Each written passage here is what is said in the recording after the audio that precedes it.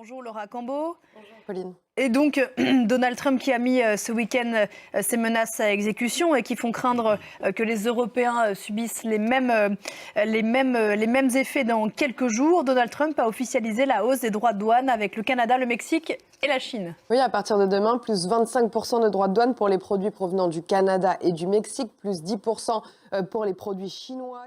Il veut forcer les trois pays à agir pour diminuer les arrivées de migrants illégaux et pour lutter contre la crise des opioïdes qui touche les États-Unis. Objectif réitéré il y a quelques heures. Écoutez. Quand il dit « ils nous doivent de l'argent », Laura, il parle du déficit commercial américain? Oui, les États-Unis achètent plus à l'extérieur qu'ils n'y vendent et cette balance commerciale, elle est historiquement déficitaire, mais elle augmente de plus en plus. Et on est autour de plus de 150 milliards de dollars également pour le Mexique. Donald Trump veut donc rééquilibrer ces échanges. Comment ripostent les pays qui sont visés par ces droits de douane? Eh bien, ils veulent répliquer. Donald Trump doit d'abord s'entretenir aujourd'hui avec la présidente mexicaine qui annoncera ensuite les premières mesures. Trump qui doit aussi s'entretenir avec le Premier ministre canadien.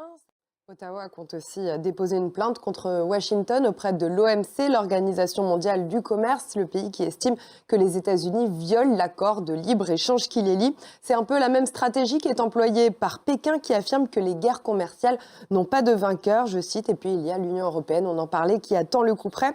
Elle se tient prête à riposter avec fermeté, même si elle se dit, je cite, convaincue que les droits de douane peu élevés favorisent la croissance et la stabilité économique. Cette guerre commerciale risque de bouleverser toute l'économie mondiale. Oui, puisque les mesures protectionnistes, elles visent pour l'instant le Mexique, la Chine, le Canada, mais on le sait, Donald Trump veut aller bien plus loin. In fine, ça va coûter plus cher d'importer des produits faits à l'étranger, ce qui est l'indice japonais qui est en baisse de plus de 2,5%.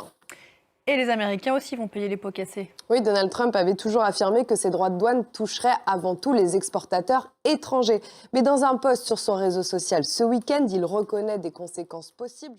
Alors Chuck Schumer, un sénateur démocrate, a justement réagi à ce propos. Vous allez regarder le Super Bowl la semaine prochaine. Les États-Unis ont une dépendance critique vis-à-vis du Mexique. Ils achètent des produits intermédiaires et du matériel qui traverse plusieurs fois la frontière.